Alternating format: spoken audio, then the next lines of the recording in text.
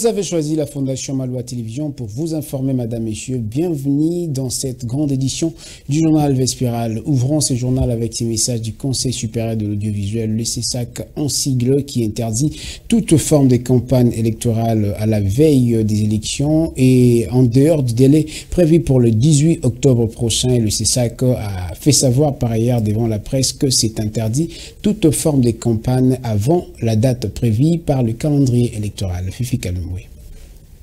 Les élections ne devraient pas être un motif de déchirement ou un événement apocalyptique. Le pays ne se résume pas aux élections. Et les élections ne définissent pas un État. Il y a une vie après les élections. Nous ne pouvons pas permettre aux gens de tout galvauder au nom des élections. Ces accusations gratuites, ces attaques personnelles, ces imputations dommageables, ces déferlements de discours de la haine, cette recrudescence de violence verbale sont à condamner sans la moindre faiblesse et sans aucune complaisance. À l'heure actuelle, la campagne électorale n'est pas encore officiellement autorisée.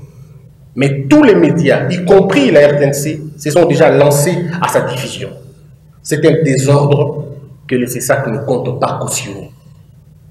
La campagne sera officiellement lancée et les acteurs politiques auront donc le temps de pouvoir présenter leur offre politique afin que les électeurs fassent le choix en toute responsabilité. Mais pour l'instant, il est interdit toute forme de message de propagande dans les chaînes de télévision, dans les médias et même dans les réseaux sociaux.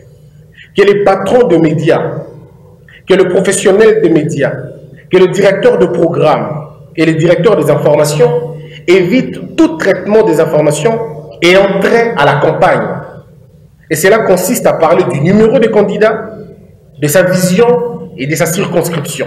Et cela, peu importe le format, que ce soit à l'église, comme certains pasteurs le font, que ce soit à l'église comme certains pasteurs le font, du moment où ça reste dans le cadre de l'église, ça ne nous concerne pas, le CESAC. Mais une fois que c'est placé dans les médias, ça nous concerne et nous n'arrêterons pas. Ces enseignants qui utilisent leur chair au lieu d'enseigner, ils font la campagne. Nous demandons que cela reste dans les universités, dans les auditoires. Mais une fois que ça sera présenté dans les médias ou dans les réseaux sociaux, ça deviendra l'affaire du CESAC. Les musiciens qui, à travers leur production scénique, s'adonnent allègrement à des campagnes, des journalistes candidats qui, malgré le fait que les listes ont déjà été publiées et qu'ils ont déjà les numéros, continuent quand même à utiliser des plateaux de télévision pour régler des comptes à leurs challengers ou pour parler de leur programme politique. Eux aussi exposent, non pas qu'ils s'exposent eux-mêmes, mais ils exposent aussi les médias qui leur accordent la parole. N'a pas obtenu les gains de cause sur les revendications des arriérés des salaires qu'ils ont cumulé plus de 4 mois. Les députés provinciaux, son collectif était en sit-in hier lundi à la Cité de l'Union africaine pour réclamer leurs droits les plus légitimes. Quelques semaines après leur passage à la primature et au ministère des Finances, suivait dans cet élément un reportage de Joseph Majondo. Après avoir pris d'assaut le ministère des Finances, la primature, où ils ont passé nuit à la belle étoile, les collectifs des députés provinciaux étaient cette fois-ci à la Cité de l'Union africaine ce lundi 9 octobre, où ils ont fait un sit-in devant l'entrée de la résidence du président de la République. Ces élus provinciaux réclament leur arriéré des salaires de plus de 4 mois non liquidés par le ministère des Finances. Nous sommes venus pour réclamer nos arriérés. Et c'est avec ces arriérés que nous allons faire la campagne du chef de l'État. Et nous disons, mais si dans 48 heures, tel que lui-même a dit, il n'y a pas de solution, je pense que nous allons passer à la vitesse supérieure. Mais néanmoins, nous continuons à demander à tous les présidents des assemblées de respecter le mot d'ordre que nous leur avons donné, de ne pas convoquer les plénières. Donc s'il n'y a pas de solution, nos assemblées resteront comme cela et les provinces seront bloquées. Ayant déjà boycotté la rentrée parlementaire, ces derniers menacent de déclencher d'autres actions dans 48 heures si leurs actions de revendication ne sont toujours pas prises en compte. Et étant donné que les députés nationaux, les membres du gouvernement, sont déjà payés. Pour être payé, il faut dormir dehors, il faut marcher. Nous ne savons pas, nous sommes les organes de contrôle. Le régime qui est en train de combattre la corruption, ce régime nous met les contrôleurs dans une position de faiblesse. Cela veut dire que la nation est en danger. Rappelons par ailleurs, le 5 février dernier, une bagarre a déclenché entre une délégation des députés provinciaux et un agent de la sécurité de la primature. C'était dans les installations de la primature. Et cette vidéo qui honte circulé avait choqué plus d'un l'opinion nationale congolaise. Espérons qu'une suite favorable leur sera accordée par le président lui-même, qui vivra, verra. Le chef de l'État, Félix Tshisekedi, a déposé un bon idée ferme sa candidature le samedi dernier, 7 octobre, pour compétir aux élections présidentielles de 2023 qui aura lieu, bien sûr, le prochain tour, en fait, qui aura lieu ce 20 décembre prochain en République démocratique du Congo face à plusieurs candidats et opposants, partisans de ces faits, partant plutôt de ces faits. Et Libelli, communicateur de l'Union sacrée, pense que Félix Tshisekedi est candidat unique à soi-même. Il a fait savoir au micro de Déborah Petit. Il n'y a pas de poids lourd parmi les candidats, si ce n'est le chef de l'État qui a un bilan éloquent à présenter au peuple congolais. Il a le soutien de son peuple. Il y a des candidats fabriqués par la communauté internationale.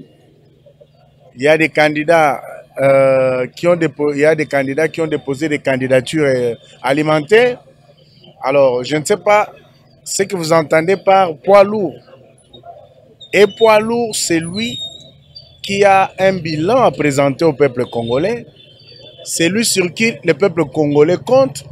C'est Félix Tshisekedi, au regard de ce qu'il a pu réaliser en 4 ans, et voire 5 ans, ce qu'il est en train de réaliser, c'est à peine énorme parce que Mobutu a été dans ce pays. Il a fait 32 ans. Kassavou est passé, Mouzé Kabila est passé, Joseph Kabila est passé. Aucun n'a pu réaliser ce qu'a réalisé Félix durant ce peu de temps dans un mandat où il a été tourmenté 2 ans durant par la Kabylie et il s'ensuit le Covid-19 et réaliser ce qu'il a réalisé, ça veut dire tout simplement qu'il faut savoir le faire. Et au-delà de tout ce qu'on peut dire, Félix a la volonté politique de vouloir faire avancer le pays. Félix aime le Congo, il a l'essence du patriotisme et l'essence du devoir bien fait. Restons toujours sur la candidature, encore dans ces chapitres des candidatures du chef de l'État, Félix Tshisekedi. Plusieurs poids lourds ont aussi déposé leur candidature au bureau du BRTC de la CENI pour compétir à la magistrature suprême. Jean-Baptiste Kankonda, communicateur de la plateforme, considère que Félix Tshisekedi est un ticket gagnant aux élections de 2023 car il n'y a personne devant lui et encore derrière lui et il s'est dit d'être confiant de leur candidat. Suivez ces propos recueillis par Déborah Petit et Enoch Mafouka. Mais le chef de l'État, c'est un président en exercice qui va remplir parce que vu le travail qu'il a fait, vu le bilan et le jeu qu'il a, le projet de 145 territoires, les routes construites, les hôpitaux, les centres de santé, le projet qui a été mis en place pour la gratuité de l'enseignement, gratuité de la maternité. Il y a beaucoup de choses que le chef de l'État dit faire. Je vois très mal comment il peut échouer à ces élections. Vous avez vu le déploiement qu'il y a eu le samedi passé. C'est un candidat de l'Union sacrée, c'est un candidat de MLC, il est candidat. Parce que tous ces pays, donc, partis dont je vous cite, l'ont choisi comme étant leur candidat, leur ticket gagnant. Que ce soit l'UDPS, que ce soit MLC, que ce soit UNC, que ce soit tous d'autres partis politiques, AFDC. Alors, tous ces gens-là, ce sont des poids lourds qui vont soutenir Félix Antoine. Je sais qu'il va gagner les élections. Il n'y a rien en face de Félix. C'est ça la vérité. Il n'y a personne devant lui. Donc, c'est comme s'il va se présenter seul, il va gagner parce que d'aucuns savaient qu'il y aura élection. Effectivement, les élections vont avoir lieu le 20 décembre. Alors, nous pensons que le meilleur gagne. Et au sujet de la réaction du porte-parole du gouvernement sur ce qu'il dit l'opinion concernant une prétendue tension verbale qui sont apparues récemment entre le régime Félix Tshisekedi à la présidentielle de 2023 et les docteurs Denis Mukwege. Réagissant à ces propos et à ces échanges qui émaillent le média, Maître Shadrack Ngoi, cadre de l'Union sacrée, qualifie la situation de la sortie médiatique de Patrick Mouyaya d'un lapsus. Suivez. Je vous dirais que le pouvoir n'a pas peur de M. Denis Mukwege parce qu'on s'est quand même préparé pendant plusieurs années et nous sommes prêts à affronter les élections, mais aussi à renouveler la confiance auprès du président de la République. Ça, je vous garantis, je l'affirme, que le président de la République sera réélu et il aura une majorité parlementaire écrasante. Connaissant l'excellence Mouyaya, c'est un homme intelligent, un homme vraiment investi dans le principe des normes et principes. Je ne le vois pas vraiment empiéter ou soit être contraire à la loi. Pourquoi? Premièrement, nous ne sommes pas pendant la période électorale. S'il faudra analyser, c'est un lapsus. Nous ne sommes pas pendant une période de campagne, c'est un lapsus. L'excellence Mouyaya, c'est un homme vraiment intelligent qui ne pouvait pas commettre une telle bêtise. Mais je crois que c'est un lapsus. Plus de 10 000 Congolais sont expulsés de la République d'Angola. Ils sont cantonnés à la cité Kamako et pour ces histoires ou encore pour cette raison, M. l'abbé Tridon Kishilemba, le coordonnateur de la société civile de Kamako, fait savoir que ces expulsions sont dues à cause des immigrations clandestines et il a fait savoir que beaucoup de situations sont exactement en croissance. Il était joint au téléphone par Alexandre Ponekamwanya. Kamako est une cité frontalière dans la province du Kasaï, située à 150 km de chef-lieu Chikapa, la ville de Chikapa. Mais cette cité frontalière est confrontée à beaucoup de problèmes. Et le plus grand problème est celui des expulsions intempestives des Congolais qui vivent en Angola, qui ont choisi l'Angola pour chercher le bonheur. Et ces Congolais qui partent en Angola, ils y vont par des moyens frauduleux. Ils n'ont pas de documents. C'est une immigration clandestine. Et lorsqu'ils arrivent là, ils sont traqués par le service de sécurité angolais. Et lorsqu'on les attrape, ils sont emprisonnés et reconduits à la frontière congolaise. Ces refoulements sont cycliques. Depuis le début de cette année 2023, nous avons enregistré plus de 10 000 personnes expulsées de l'Angola. Et ces personnes viennent avec tant de besoins. Ils n'ont pas à manger, ils n'ont pas d'habits, ils n'ont pas de logement. Et certains viennent malades, fatigués. Ce sont des gens qui ne sont pas originaires de Kamako. Ils doivent chercher comment aller chez elles. Voilà pourquoi cette cité présente une très grande précarité parce que sur la population habituelle s'ajoute cette population qui est expulsée de manière récurrente. Nous demandons aux autorités de résoudre cette question de l'immigration clandestine. Qu'est-ce que ces Congolais partent chercher en Angola? C'est parce qu'ils n'ont pas de travail ici. Parce qu'ils peuvent trouver un travail manuel. C'est utilisé comme une main-d'œuvre dans les mines. La vie est moins chère en Angola. Voilà ce qui pousse nos populations congolaises d'immigrer clandestinement vers l'Angola.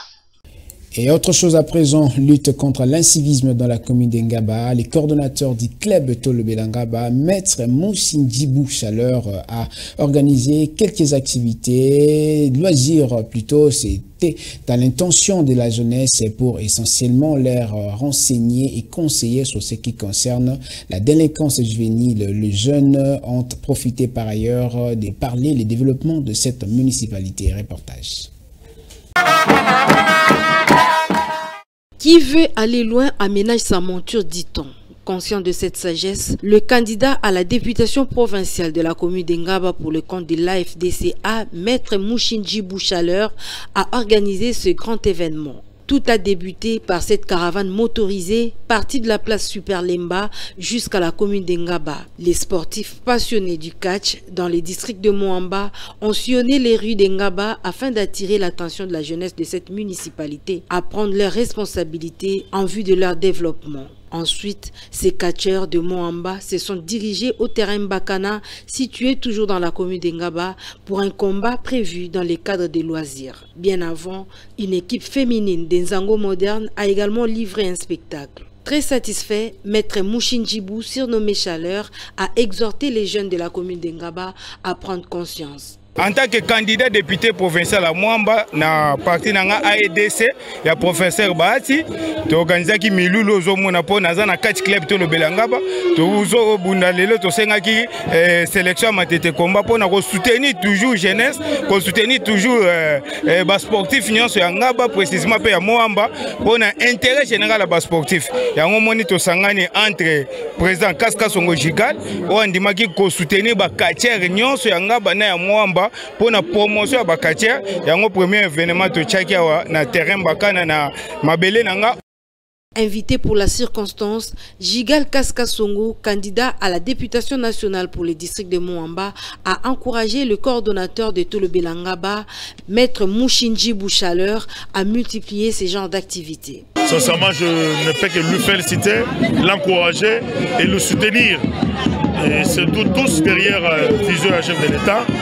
Au biso derrière bâtisseur Nabiso, Jantini Belambaka, on va derrière le président de la République. Alors nous soutenons ces visions. Il y a tout le Belangaba, au Chaleur, à Zak Nassimanayango, et en qualité aussi de candidat député provincial aux élections prochaines. Je travaillerai toujours en étroite collaboration avec Chaleur. Tolo Belangaba est une structure dirigée par Maître Mouchinji Bouchaleur qui a d'ailleurs initié plusieurs actions de grande envergure dans la commune d'Engaba, notamment l'installation d'un centre de santé pour les soins médicaux gratuits des femmes de la commune d'Engaba. Il a également financé les travaux de construction des caniveaux et une boulangerie.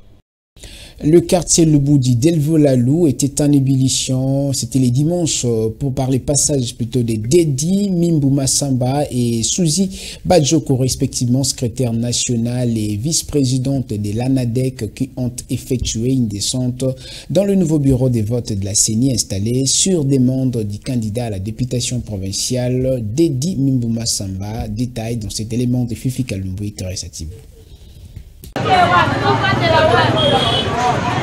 En sortant respectivement de leur toit, l'objectif était de se rendre au centre de santé Toussalisana pour se rendre compte de l'effectivité de la demande introduite à la Commission électorale nationale indépendante pour l'installation du bureau de vote afin de pallier aux problèmes des trajets dont étaient victimes les habitants du quartier Lubudi lors de l'opération d'identification et enrôlement des électeurs.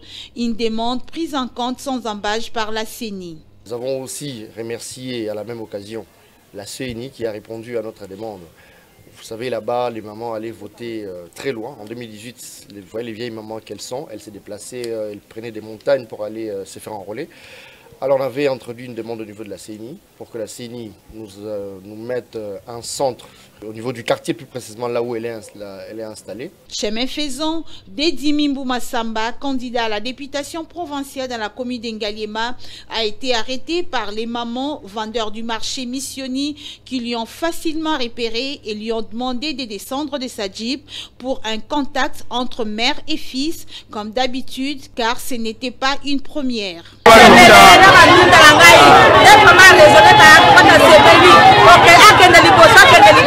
Le fils des mamans du marché Missioni, Dedi Mimbouma Samba, a sur place aidé ses vendeuses à renforcer leur fonds de commerce. Nous avons rencontré les mamans, je suis sûr que vous le verrez dans les images. On a soutenu ce qu'ils font comme activité, ce n'est pas la première fois. D'ailleurs, nous ne l'avons pas fait dans le but de gagner des voix, non, c'est des choses que nous avons l'habitude de faire déjà. Alors après, nous sommes allés rencontrer d'autres mamans qui sont un peu dans le même quartier mais un peu plus bas. Accompagné de Souzi Badjoko, candidat député national dans la circonscription électorale de la Lukunga, Dedimi Massamba, candidat à la députation provinciale, a sillonné plusieurs avenues du quartier Delvaux jusqu'au quartier Louboudi, où un groupe de mamans réunies lui ont invité et exposé les problèmes sociaux qui rongent ces coins de la capitale. Nanto bandi campagne te. Campagne ko banda, mais naebi déjà a bosa na ba problème mingi ya mai, ana oki susu courant. Et puis na moni ba singeza ya mikie. Toko luka ba solution. Avant campagne, total ndeni to tinda ba équipe. Calculer pour un forage. Loin d'être une campagne électorale, c'était plutôt une œuvre philanthropique car Dedimi Massamba est en contact permanent avec ses mamans d'Ingaliema qui lui ont vu naître et grandir. Et en sport, la liste des candidats à l'élection présidentielle de la FECOFA ne cesse d'augmenter. Les derniers en date, c'est Vika Kavungu, opérateur sportif et plusieurs fois dirigeant des clubs. Ce nouveau candidat à la FECOFA a exprimé sa détermination de rendre le football congolais professionnel pour le jour à venir. Plus de précisions dans cet élément et commentaires de Léon Ngolo. Plusieurs candidats sont désormais en lice pour briguer un mandat en tête de la Fédération congolaise de football association, dont Vika Kavungu, citoyen congolais, opérateur sportif, plusieurs fois en tête des entités sportives et clubs de football, notamment vice-président des Sporting Club Montsillon, l'équipe en Ligue 2 et conseiller donateur de GESCOL, les équipes de Kolwezi. Soucié du développement du football congolais, voilà la motivation de sa candidature. Je suis dans le milieu sportif plus de 20 ans.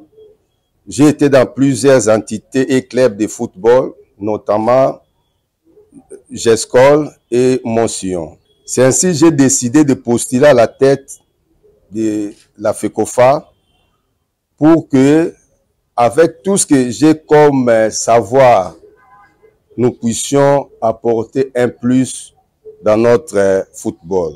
Plusieurs programmes dans son cahier des charges, cet opérateur sportif pense rendre le football congolais professionnel avec un budget conséquent. Voici mon projet de la candidature. Rendre le football congolais semi-professionnel avec un budget conséquent de plus de 10 millions de dollars par saison. Retourner l'ancienne formule du championnat national car l'actuelle formule impacte toutes les équipes dans leur performance. Vika Kavungu, une nouvelle offre sportive pour le développement du football congolais et qui depuis un temps est à mal de positionnement.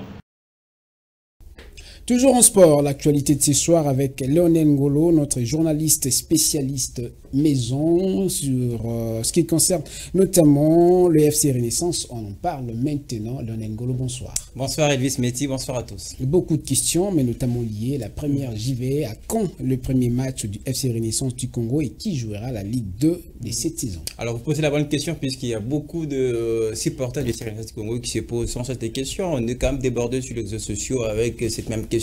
Quand est-ce que l'équipe va jouer son premier match? Et bien là, j'apporte la bonne nouvelle, j'apporte évidemment la réponse à toutes ces questions, je dirais même des inquiétudes. Le club joue son premier match ce jeudi, un match très spécial, on va dire, pour la première fois en Ligue 2. Et puis le CRS du Congo va relancer son championnat et l'équipe se prépare très bien, très motivée, en tout cas pour entamer le championnat national saison 2023-2024. Et en plus, comment se porte l'équipe actuellement et à quelques jours déjà de ses premiers matchs? Vous parlez d'une équipe qui a été renforcée, le club a renforcé son effectif avec l'arrivée de quelques joueurs. Je vais citer Tishik Tiela, évidemment, une très grande star du football congolais. Je vais citer Tekiama, qui depuis a présenté également en parlant du football congolais. En même temps, le club a annoncé l'arrivée de quelques joueurs étrangers qui vont faire leur arrivée au sein du club dans l'objectif, évidemment, de renforcer l'équipe et surtout en perspective de la saison qui commence bientôt. Vraiment, je ne vais pas encore te laisser. Et les samedis derniers, nous avons avons suivi notamment l'équipe a organisé une marche de santé. Et à quoi a servi cette activité? Alors c'est comme vous l'avez dit, d'abord une marche de santé, c'est pour la santé. Ça permet à l'équipe de dégager, à tous ceux-là qui ont participé à cette marche, de dégager une énergie positive, on va dire.